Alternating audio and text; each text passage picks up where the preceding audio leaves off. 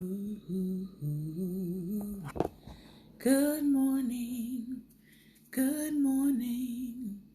to you. Good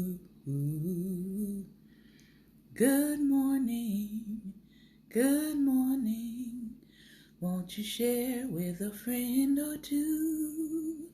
Good morning to you. Good morning to you.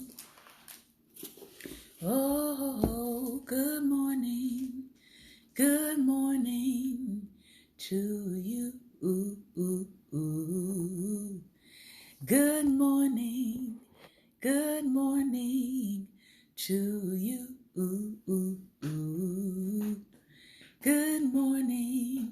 Good morning, won't you share with a friend or two? Good morning to you. Good morning, everyone. Welcome to Daring Dialogues. I'm your host, Shantae Charles. Good morning. I'm glad that you find yourself singing it too, because we all need to express that it's going to be a good morning. Even on my worst days, even on my days of maybe not feeling well in my body, I have learned to say it is a good morning and it shall be a good morning, regardless of what my environment is speaking and regardless of what my circumstances might be speaking. I have learned that I am in control of this environment. Somebody say glory.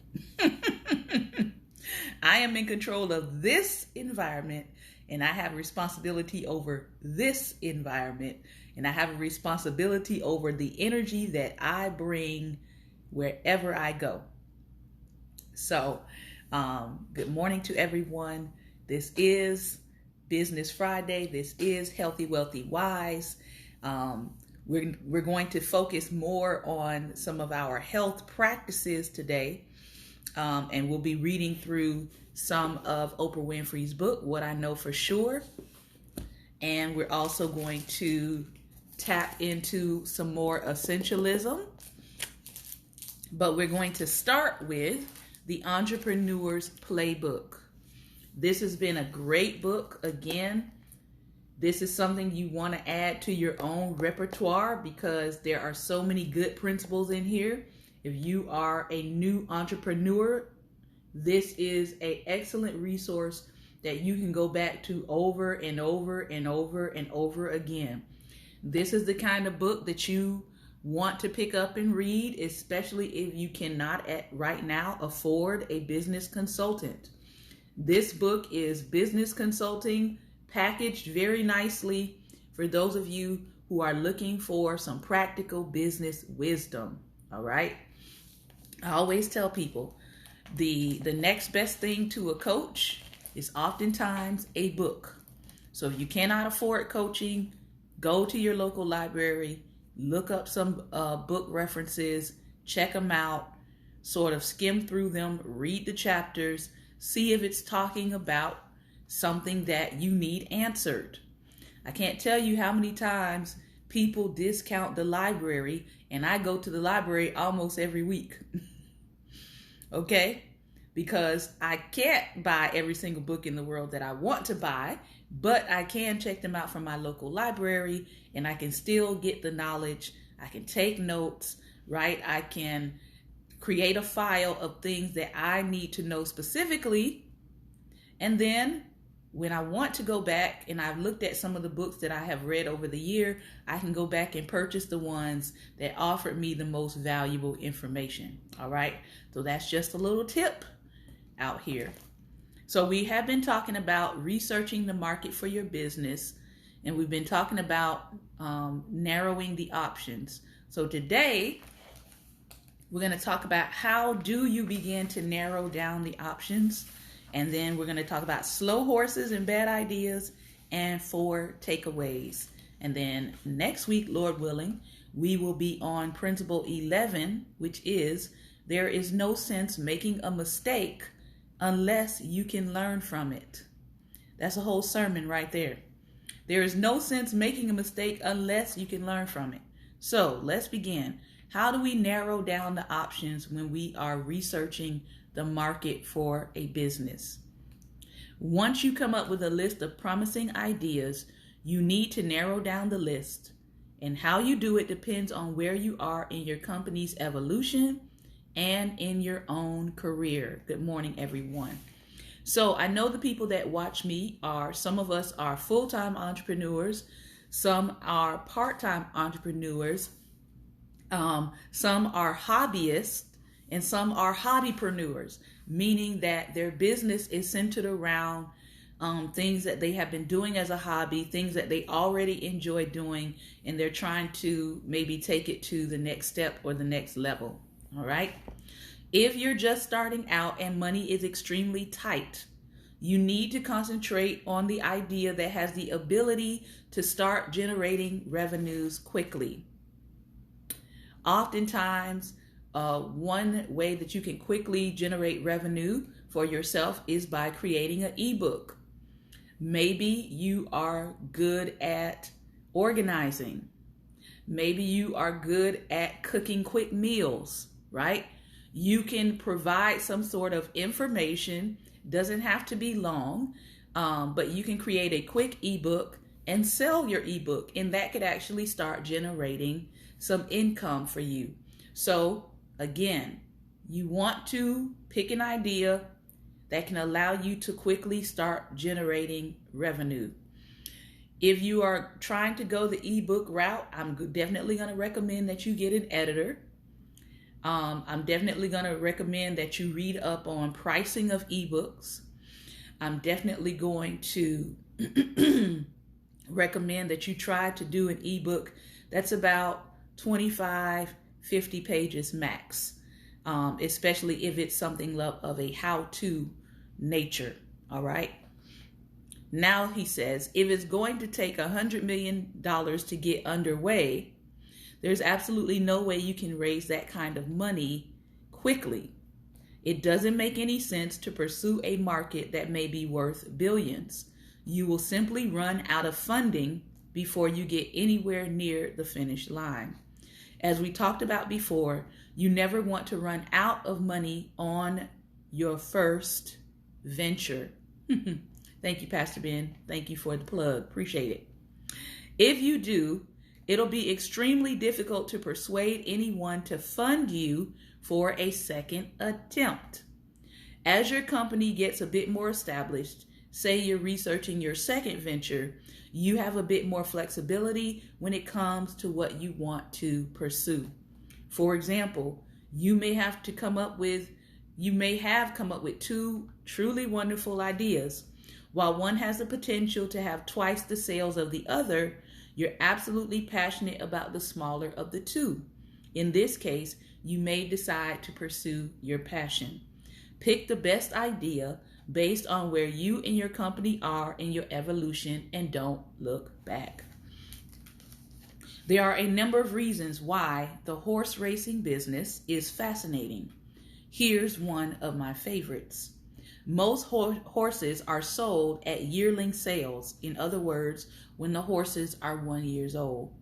The buyer can inspect the horse and watch it walk to see how physically correct the stride of the horse is.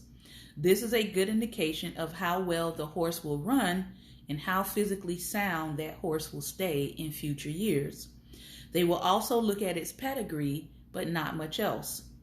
Other horses are sold at 2 year sales when the horses are 2, and there the buyer can watch the horse walk and work in short workouts as they run over small distances, which is somewhat helpful. But since the actual races that the horses will run in are longer distance, you have to make an educated guess on how the horse will perform when it counts. Therefore, it's not uncommon after a buyer has spent hundreds of thousands of dollars buying a potential racehorse to discover that it simply can't run very fast for longer distances in actual races. This is clear when the horse finishes substantially out of the money after a number of races. Many owners refuse to admit they've made a mistake. Instead, they will blame the circumstances. It was a slow track or an external factor. He has gotten a lousy post position each time. And they'll constantly change trainers or the types of races the horse will run in. In fact, they'll do just about anything other than admit that they picked out a slow animal to begin with. Sometimes, whether we're talking about a new idea or a racehorse, things don't work out. If that's the case, accept the fact that you might have picked a slow-moving idea and move on. When do you know it's time to quit? There are always extremely clear signs that it is time to take an idea and put it on the shelf. Number one, you run out of money for your idea and you have no choice. Remember, even Christ said, count up the costs. If you're going to build something, count up the cost before you begin. Otherwise, people will see you in the middle of an unfinished work and they will walk by and they will wonder what happened, or sometimes they might mock you. Number two, there are no repeat orders for your product, or there are extremely high returns on your product. Without repeat business, you cannot stay in business very long. Number three, a new competitor with a similar or better product shows up, and the only way you can compete against them is on the pricing. Number four, you decide you want to do something else, a decision that could be based on decision 1, 2, or 3. So, here are some takeaways about researching the market, narrowing your options, and then moving into action. Number one, study the other guys or girls. The most effective form of research is to observe what your competition is doing and then do it differently, better or cheaper or faster. Number two, count your chips before they begin. Before you begin. If you only have a limited amount of money, you need to concentrate on developing products and services in the area where you can get the highest return fastest. Number three, get out into the marketplace as quickly as you can. It's the only way you can really tell if you're on to something. And number four, don't stay too long. As Kenny Rogers once sang, know when to hold 'em and know when to fold 'em. If your idea is not working and your idea cannot be fixed at a reasonable cost and within a reasonable amount of time, accept that and move on to something else. Excellent, excellent advice. I can tell you, since being in business since 2010, everything he just said matters. When you see something is not working, move on. When you see something is not selling, move on. Or, as he said, adjust what you're doing. Or, if you can, without losing too much profit, adjust the pricing. All right, let's talk Essentialism. Essentialism by Greg McKeown.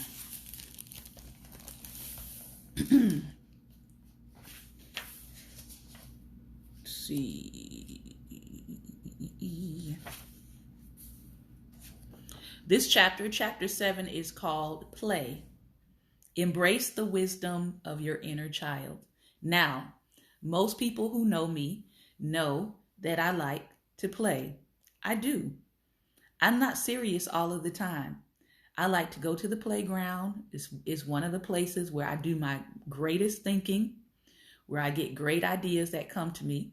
And I like to go to the playground and I like to get on the swings and I like to swing as high as I possibly can. I like to get my feet off the ground on a regular basis. I know that for relaxation techniques, they tell you to put your feet on the ground and ground yourself, but also there are times when you need to take your feet off the ground. All right. There's another person who loved playgrounds. I think there's some other famous people who love playgrounds, but Prince was one of them. he did the same thing. He literally built a playground in front of his Minnesota complex, and he would go out there and he would get on the playground. All right. So there is something to be said about embracing that inner part of you, that part of you that brings out your imagination, that part of you that brings out your creativity. Roald Dahl said this: a little nonsense now and then is cherished by the wisest men. At the end of the classic musical Mary Poppins, the gruff and joyless Mr. Banks arrives home having been sacked, discharged, and flung into the street. Yet he seems absolutely and uncharacteristically delighted. So delighted that one of the servants concludes he's gone off his crumpet. And even his son observes it doesn't sound like father. Indeed, his father is almost a new person as he presents his children with their mended kite and launches into the song, "Let's Go Fly a Kite."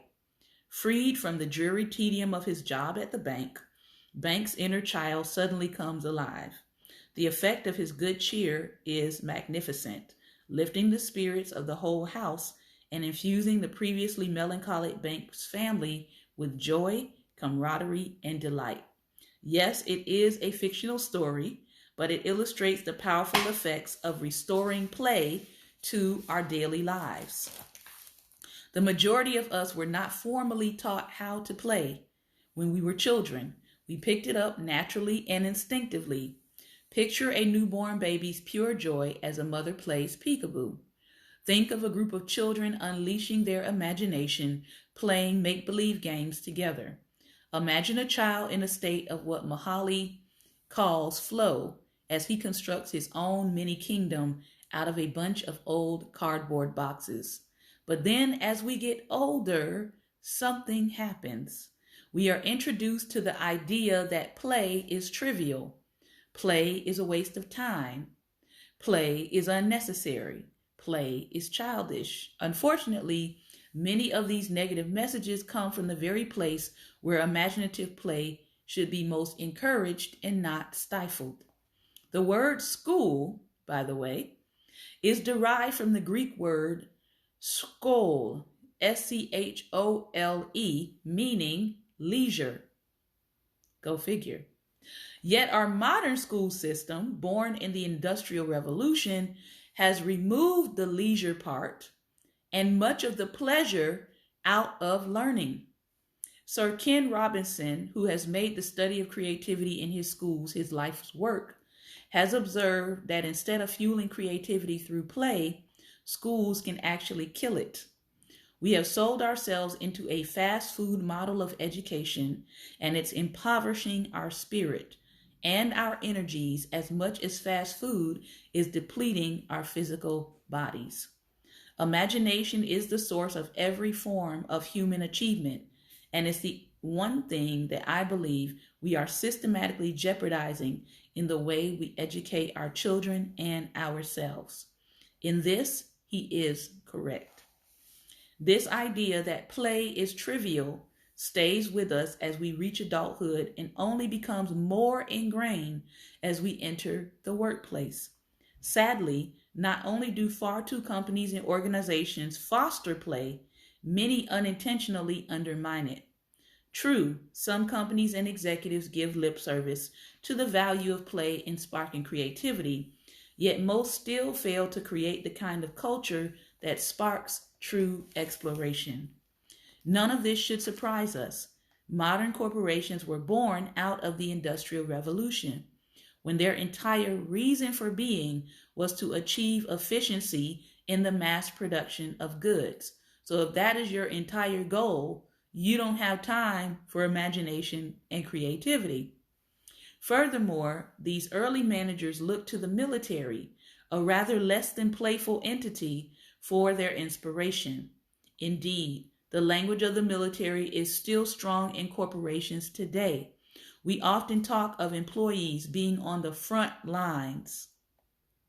We often talk about rank, and the word company itself is a term for a military unit. While the industrial era is long behind us, those structures and systems continue to pervade most modern organizations. Play, which I would define as anything we do simply for the joy of doing rather than as a means to an end, whether it's flying a kite, listening to music, throwing a baseball, it might seem like a non essential activity. Often it is treated that way, but in fact, play is essential in many ways.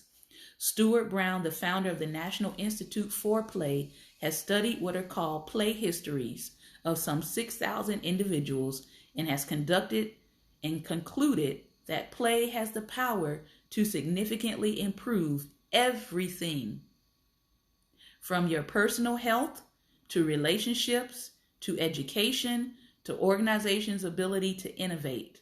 Play, he says, actually leads to brain plasticity, brain adaptability, and creativity. As he succinctly puts it, nothing fires up the brain like play. So, to the non-essentialist, play is trivial. Play is an unproductive waste of time. To the essentialist, play is essential for creativity and imagination, and play sparks exploration. Ask the next creative you know, how much do they play? How much do they spend time doing things that they enjoy? You will be surprised. Next time, we will talk about a mind invited to play. Our last read for today, this is where we're going to spend, I believe, our next 20 minutes, is looking at some of the life lessons that Lady Oprah shares. Lots to glean from this book, by the way. I have not and will not touch on every single story in her book, but I do encourage you to get it. What I Know for Sure. So let's see if we can do some healing through talk at this point. As the day got closer, I couldn't stop silently rejoicing, she writes. I tell myself I'm turning 60. I was so glad I had lived long enough to say those words and celebrate their meaning. I'm turning 60. I am alive, healthy, and strong. I'm turning 60, and please don't take offense. I no longer have to be concerned about what people think of me. You know, the old, am I doing it right? Am I saying it right? Am I being what or who I'm supposed to be? When I turned 60, I knew for sure that I'd earned the right to be just as I am. I'm more secure in being myself than I have ever been. I have reached the moment Derek Walcott describes in his poem, Love After Love. With elation, you will greet yourself arriving at your own door, in your own mirror, and each will smile at the other's welcome. I am in awe of the way my journey here on earth continues to fold. My life has been marked by miracles for as long as I can recall, and even before, considering my entire existence is the result of a one-time frolic under an oak tree. My early days speaking in Mississippi in a Methodist church, Baptist leanings, shouting, Holy Ghost included, prepared me for a future of speaking in a public arena I could never have imagined. And yes, Oprah did say, Holy Ghost included. And now I simply want to share what I've been given. I want to continue to encourage as many people as I can to open their hearts to life. Because if I know anything for sure, it's that opening my own heart is what has brought me the greatest success and joy. My highest achievement, never shutting down my heart. Even in the darkest moments through sexual abuse, a pregnancy at 14, lies and betrayals, I remained faithful, hopeful, and willing to see the best in people, regardless of whether they were showing me their worst. I continue to believe that no matter how hard the climb, there's always a way to let in a sliver of light to illuminate the path forward. We go through life discovering the truth about who we are and determining who has earned the right to share the space within our heart. This I also know for sure. God, however you define him, is for us. The forces of nature are for us, offering us life in abundance. We humans narrow what is an open field of wonder and majesty down to our myopic reality of our day-to-day experience. But there is extraordinary in the ordinary. Some days, the awareness of the sanctity and sacredness of life brings me to my knees with gratitude. I'm still trying to wrap my head around the idea that the little girl from Mississippi who grew up holding her nose in an outhouse now flies on her own plane to Africa to help girls who grew up like her. Amazing grace, how sweet the sound. I approach the milestone of 60 with humility, supreme thanksgiving, and joy, knowing for sure grace has brought me safe thus far, and grace will lead me home. Selah. Here's another lesson that we often cover here on Daring Dialogues, and it looks like everybody has to learn this lesson. I was 40 years old before I learned to say no. In my early years of working on television, I was often overwhelmed by people's view of me as a benevolent caregiver. Some would spend their last dime on a bus ticket to get to me. Children would run away from home. Abused women would leave their husbands and show up at the doorstep of my studio, hoping that I would help. In those days, I spent a lot of energy trying to get a girl back to her family or hanging on the phone with someone who was threatening to kill themselves. I found myself writing check after check, and over time, it wore on my spirit. I was so busy trying to give all that everyone else needed me to offer that I lost touch with what I had a genuine desire to give. I'd been consumed by the disease to please, and often the word yes would be out of my mouth before I even knew it. I know exactly where the disease came from. Having a history of abuse also meant a history of not being able to set boundaries. Once your personal boundaries have been violated as a child, it's difficult to regain the courage to stop people from stepping on you. Let me say that again, because that was just powerful. Once your personal boundaries have been violated as a child, it's difficult to regain the courage to stop people from stepping on you. You fear being rejected for who you really are. So for years, I spent my life giving everything I could to almost anyone who asked. I was running myself ragged, trying to fulfill other people's expectations of what I should do and who I should be. What cured me was understanding the principle of intention. To quote Gary Zukav, again from his book, The Seed of the Soul, every action, thought, and feeling is motivated by an intention, and that intention is a cause that exists as one with an effect. If we participate in the cause, it is not possible for us to not participate in the effect. In this most profound way, we are held responsible for our every action, thought, and feeling, which is to say, for our every intention. I started to examine the intention behind my saying yes, when I was really wanting and really meant to say no. I was saying yes so people wouldn't be angry with me. I was saying yes so they would think I was a nice person. My intention was to make people feel I was the one they could call on, count on, last minute, no matter what. And that was exactly what my experiences began to reflect. A barrage of requests in every aspect of my life. Shortly after I started to understand this, I got a call from somebody who was quite famous, who wanted me to donate to their charity. He was asking for a lot of money, and I told him I had to think about it. What I thought about was, is this really something I believe in? No. Do I really think that writing a check is going to make any difference whatsoever? No. So why would I do it? Because I don't want this person to think I'm stingy. This was no longer a good enough reason for me. I wrote down a few words which I now keep on my desk. Quote, never again will I do anything for anyone that I do not feel directly from my heart.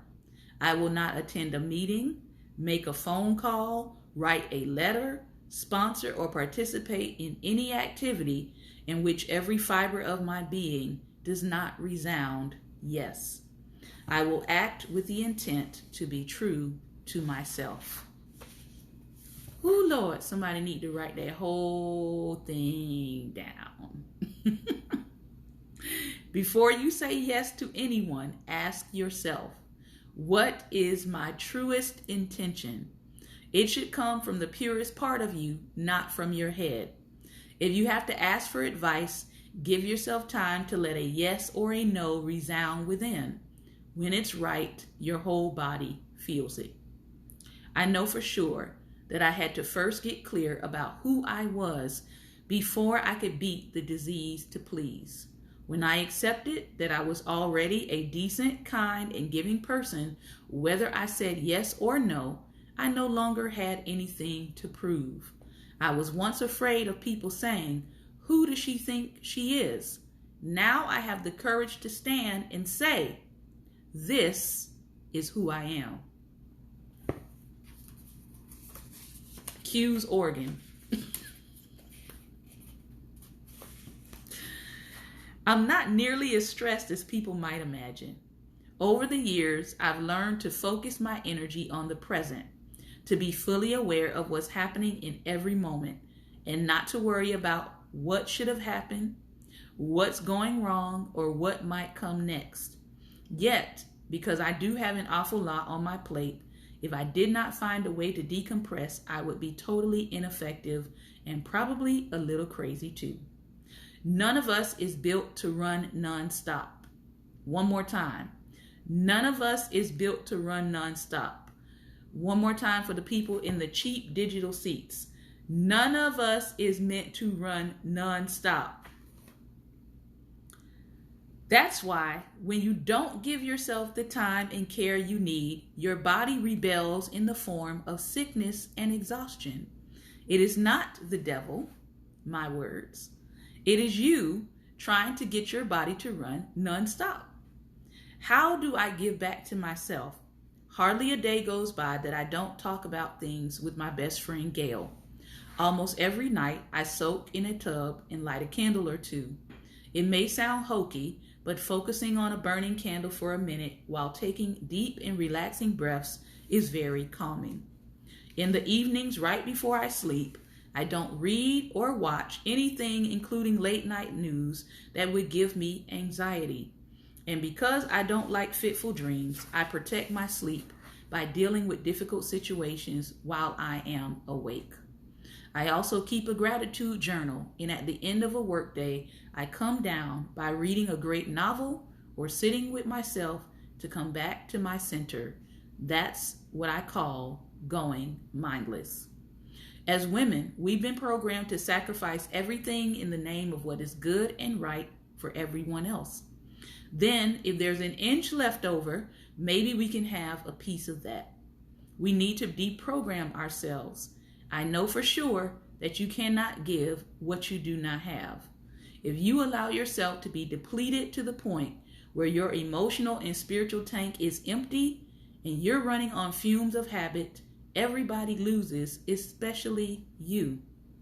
I once taped a show in which a life coach discussed the concept of self-care, putting your own needs ahead of anyone else's, and the audience actually booed. Women were upset by the mere suggestion that they should put their needs before those of their children. I interrupted to explain. No one was saying that you should abandon your children and let them starve. The life coach was suggesting that you nurture yourself so you'll have something to nurture and more nurturing to give to those who most need you. It's the airplane oxygen mask theory. If you don't put on your mask first, you will not be able to save anyone else. So stop, take a look at your needs, let go, and remind yourself that this is the very moment and the only one that you know you have for sure. Here's a confession. I have a fear of flying over the ocean. Though anytime I get on a plane, it's always a flight of faith, a belief in something greater than myself, aeronautics, and God. Flying over the ocean is particularly disconcerting. I'm not that good a swimmer, Oprah writes. But when I have to cross continents, I just do it because I want to be bigger than my fear.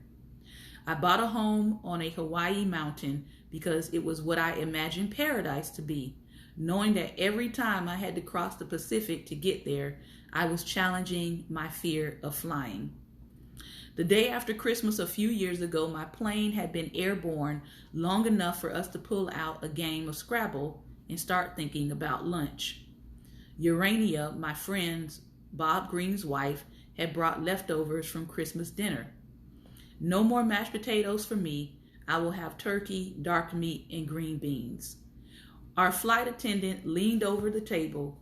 I thought she was going to say there was no more dark meat left, but instead she said calmly, "There's a slight crack in the windshield.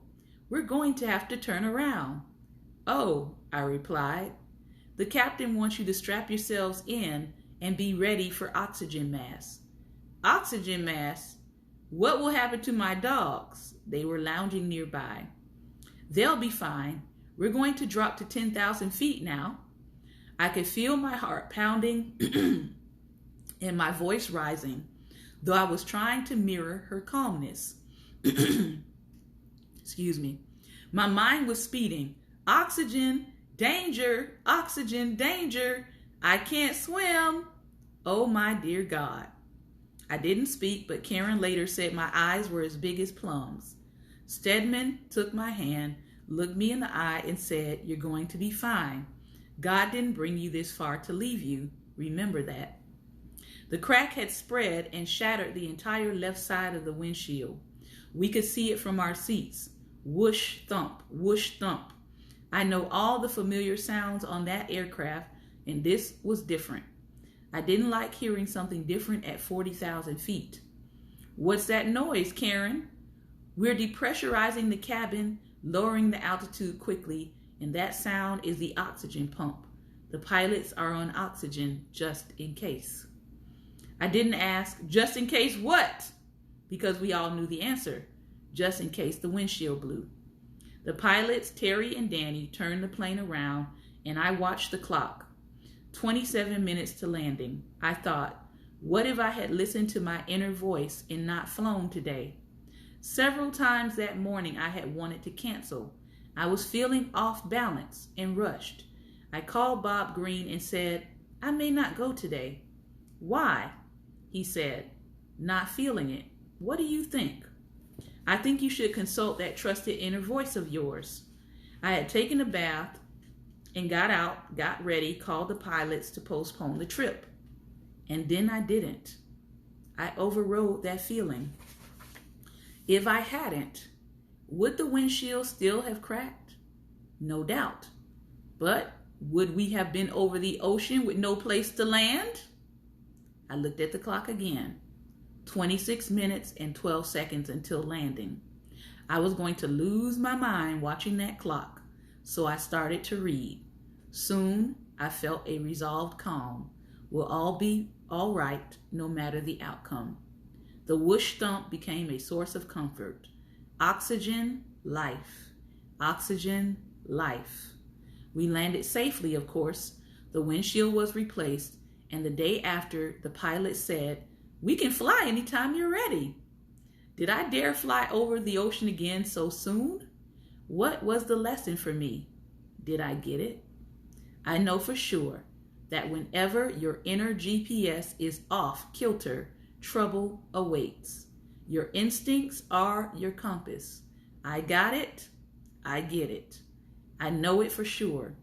Up in the air, I relearned the importance of tuning out distraction and tuning in to myself. That was a preach word. Y'all don't have to say amen, but I'm going to say amen. 2 more, and then I'm going to stop for the day. Many times we insist on having all the best things because that's the only way we can ensure quality for ourselves. I can neglect myself in every other way, but if I have the best watch or pocketbook or car or square footage, I get to tell myself I'm the best and how much I deserve to have even more of the best. What I know for sure, having the best things is no substitute for having the best life. When you can let go of the desire to acquire, you know you are really on your way. And one more and we will be done for today. I try not to waste time because I don't want to waste myself. I'm working on not letting people with dark energy consume any of my minutes on this earth. I've learned that the hard way after giving up hours of myself and my time, which are synonymous when you think about it. I've learned from my experiences of getting sucked into other people's ego dysfunction that their darkness robs you of your own light, the light you need to be for yourself and for others. What I know for sure is that how you spend your time defines who you are. And I want to shine my light for good. These lessons come from Oprah Winfrey's book, What I Know for Sure. All right, at this time, we are going to open up our line. If you want to join us for our audience response, you can join me on Periscope. Go and subscribe and meet us there for the live conversation. Take care, Facebook.